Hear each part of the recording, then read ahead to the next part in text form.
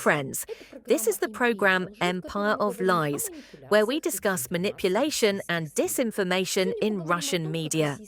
How Russian propaganda turns war into a Slavic civil conflict. An analysis of Solovyov's rhetoric. In this episode of his program, Vladimir Solovyov offers European viewers a highly revealing example of how Russian propaganda explains the meaning of the war against Ukraine, while simultaneously attempting to integrate it into an ideological system in which Russia is not an aggressor, but a forced participant in a civilizational confrontation. The program is saturated with several key elements of contemporary Russian disinformation: the demonization of the West, primarily Britain, the denial of Ukrainian identity, the presentation of the war as an internal Slavic conflict, and the normalization of the use of nuclear weapons as a rational instrument.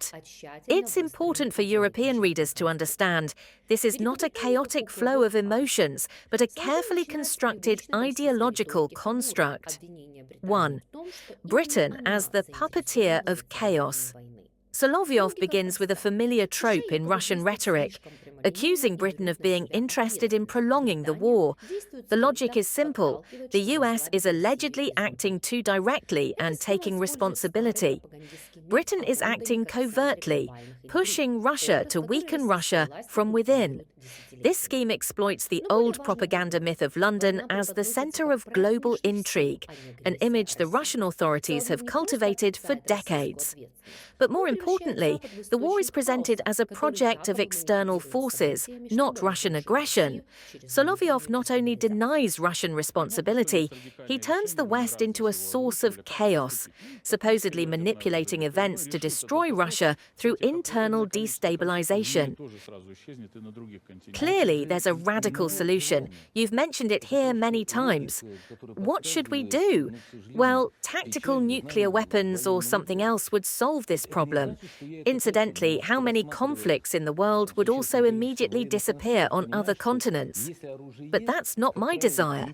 It's simply logic, dictated by my understanding of military affairs. That doesn't mean I want it. But when you consider a significant number of military conflicts, you realize that if weapons exist, as a rule, no one has ever refrained from using them. The Americans certainly didn't. Incidentally, they enjoyed this experience. They were the only ones in the world to include the possibility of preemptive use in their nuclear weapons strategy. And not just that, you're already in a conflict, and you use nuclear weapons to escalate the conflict in order to end it on favorable terms. 2. Ukraine is denied agency. We're at war with the people. A key part of this rhetoric is the assertion that Russia is not at war with the army or the state, but with the people. This simultaneously justification of large-scale aggression, an attempt to destroy the notion of the existence of the Ukrainian nation, shifting responsibility for the war onto the victims. Solovyev insists that for the West, Ukrainians and Russians are one people. Therefore, according to the propaganda logic, the conflict is not an international war, but fratricide, beneficial to the West.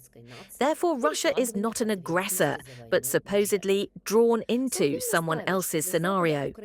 For the European reader, it is important to understand this is a typical denial of the right to independence, national identity, and internationally recognized borders.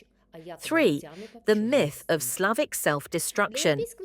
Solovyev takes his argument to a broader level, declaring that the 20th century was the century of the annihilation of the Slavs, and the current war continues this process. This thesis has several functions. 1. Emotionalization of the war, the suffering of Ukrainians, and the destruction of cities are presented as part of a historical tragedy, not the result of Russian policy. 2. Reliance is absolved from Russia. Aggression is transformed into something historically inevitable. 3. Dehumanization of Ukrainians. They are denied an independent role. They are merely Slavs with pots on their heads.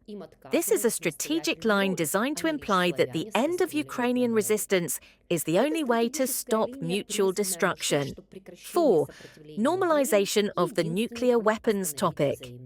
The most disturbing element is the completely mundane discussion of the possibility of using tactical nuclear weapons. Solovyov asserts, if weapons exist, they will use them.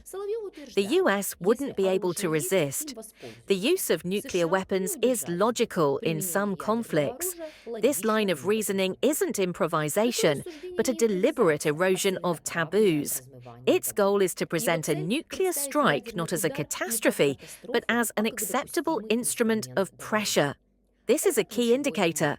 Russian propaganda is deliberately lowering the moral barriers to the idea of escalation. Think, analyze, draw conclusions, and don't be fooled. This was the program Empire of Lies.